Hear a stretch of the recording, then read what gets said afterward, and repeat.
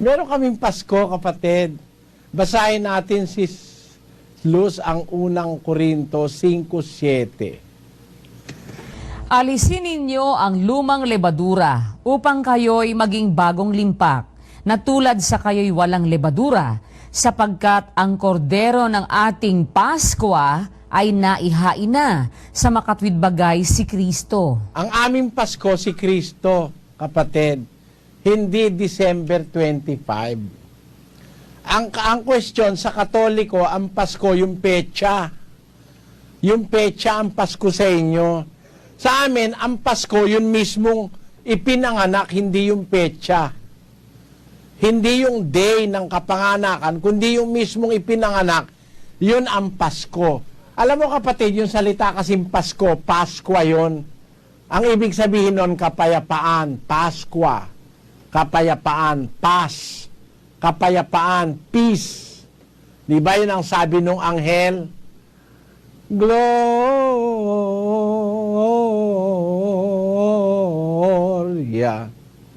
in excelsis Deo. Gloria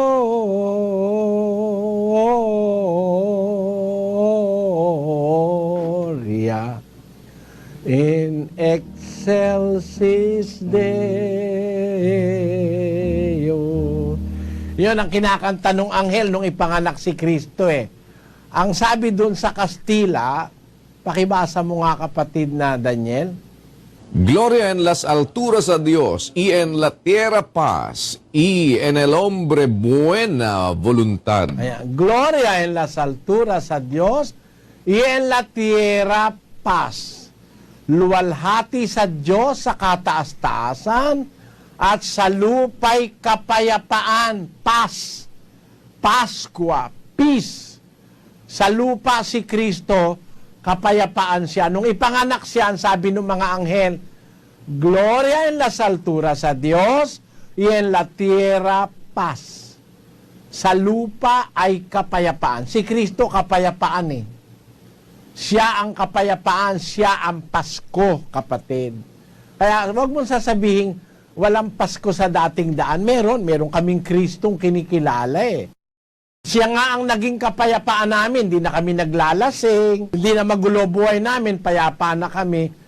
Hindi na kami naninigarilyo, hindi na kami nagsusugal, hindi na nambababae yung mga lalaki rito na may asawa, hindi na nanlalalaki yung mga babaeng may asawa, yung mga pamilya na nagkaroon na ng pagkakaunawaan. Kaya may kapayapaan na kami. Yung kapayapaan na yon, si Kristo. At kailangan araw-araw meron kang gano'n na kapayapaan araw-araw. Basahin natin ang 9:23, kapatid na Daniel ng Lucas.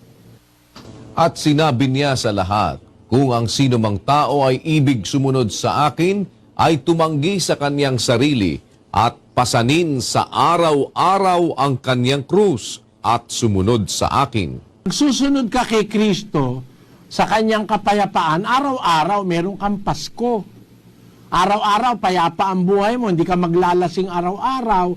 Araw-araw tahimik ka, hindi ka manggugulo, araw-araw walang drugs. Susunod ka kasi kay Kristo. Siya yung Pasko, siya yung kapayapaan. Kayo mang Katoliko di ba pangarap nyo rin yun?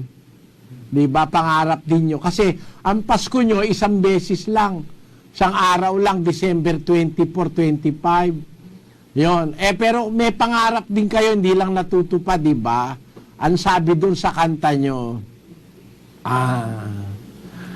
ang pag-ibig, pag siyang naghari, araw-araw ay magiging Pasko lagi. Sa may bahay ang aming bati, Merry Christmas na maluwalhati. Ang pag-ibig, pag siyang naghari, araw-araw ay magiging Pasko lagi. Ang sanhi po ng pagparito, hihingi po ng aginaldo. Kung sakaling kami perwisyo, pasensya na kayo't kami namamasko. Ayun.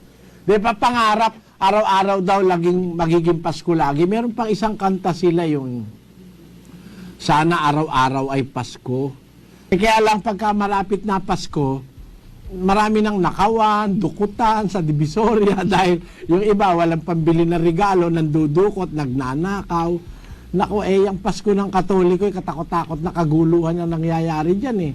Pagka Pasko, may mga napuputukan ng kamay, nauuspital sa putok ng rebentador. Ano bang klaseng Pasko yung nalaman ninyo? Na naituro sa inyo ng inyong mga mentors. Sa Biblia, kapatid, ang talagang Pasko, yung Kristo mismo, siya yung kapayapaan. Pag susunod tayo sa Kanya, magkakaroon tayo ng kapayapaan sa pamilya, kapayapaan sa buhay, walang gulo, walang bisyo, walang lasingan, walang away. Ang pag-ibig, pag siyang naghari, araw-araw ay magiging Pasko lagi. Tapos meron pang pakanta na at magbuhat ngayon kahit hindi Pasko ay magbigayan. Bagong taon ay magbagong buhay nang lumigaya ang ating bayan. Tayo'y magsikap upang makamtan natin ang kasaganaan. Tayo'y mangagsiawit habang ang mundo'y tahimik. Ang araw ay sumapit ng sanggol na dulot ng langit. Tayo ay magmahalan, ating sundin ang gintong aral, at magbuhat ngayon kahit hindi Pasko ay magbigayan. Ayun. Kasi pagka-Pasko lang sila nagbibigayan. Pagka-Pasko lang may pag-ibig. Pagka-Pasko lang mababait yung mga ibang pulis. Ayun ang masasabi ko. Yun ang kasamaan, kapatid, na ang Pasko isang beses lang. Ang Pasko si Kristo, araw-araw susunod tayo.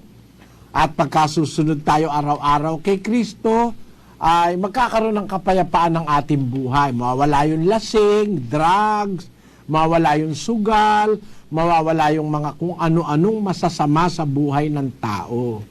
Yan ang aming Pasko, yung Kristo, yung kanyang aral, yung kanyang turo, yun ang nagbibigay ng Pasko o ng kapayapaan sa tao. Tandaan mo ang kahulugan ng Pasko, kapayapaan. Pax, Pasqua, Paz. Ang kahulugan niyan iisa, kapayapaan. Si Kristo yan, nagbibigay ng kapayapaan sa tao pag sumunod tayo sa Kanya. Yan ang pagkakaiba natin. Yung Pasko nyo, petsa. Ang Pasko namin si Kristo. Malaking pagkakaiba. Yung Pasko nyo, may sumat kusilba.